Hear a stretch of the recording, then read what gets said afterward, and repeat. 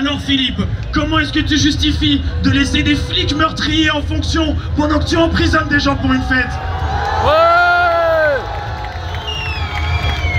Soutenons les inculpés de la mascarade contre le tour de force d'un État qui nous stigmatise et qui criminalise notre jeunesse en manque de vie sociale. Sans honte, nos élites voudraient nous faire porter le fardeau des contaminations et de la mort de nos anciens.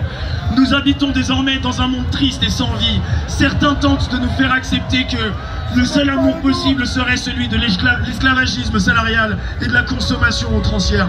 Pour les puissants de ce monde, nous ne sommes que des êtres machines destinés à produire des biens et des services que nous achetons ensuite. Non, c'est pas notre combat, nous. Nous, notre combat, c'est la beauté de la culture, de l'art et l'expression de nos âmes. Elles ne nous ont pas été enlevées par le Covid, mais bien par des choix politiques, par des gouvernants toujours plus avides de contrôle sur la population. Ainsi, les artistes sont devenus les nouveaux terroristes de l'état d'urgence sanitaire contre lesquels il faut sévir. Partout en France, plusieurs manifestations de soutien à la mascarade ont été interdites de défiler accompagnées de leurs camions sonos. Leur matériel a été saisi et les conducteurs emmenés en garde à vue au mépris de leur propre loi. Et big up à tous les copains qui ont fini au Comico avec leur matos.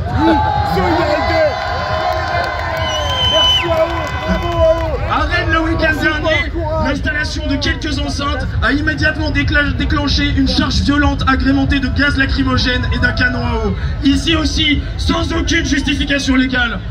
Moins de 18 mois après la mort de Steve, assassiné par la police lors de la fête de la musique à Nantes, les autorités continuent de s'acharner sur la fête libre. La stratégie de quelques élus zélés est précisément de s'opposer à la contestation grâce à l'usage disproportionné de leur pouvoir. Mais nous ne les laisserons pas agir impunément et nous comptons bien nous opposer à ces pratiques afin qu'elles ne deviennent jamais la norme. Jamais. Les lois liberticides qu'ils tentent de nous faire adopter menacent la quintessence même de ce qui nous anime, notre soif de vie et de liberté. Ces lois nous condamnent petit à petit à la surveillance individuelle généralisée. Opposons-nous formellement à ces mesures destinées à protéger le pouvoir en place. Utilisons la force de notre mouvement, nos valeurs, la solidarité, la tolérance et l'insoumission. Les basses font trembler la ville de Paris, mais demain, c'est Macron qui tremblera.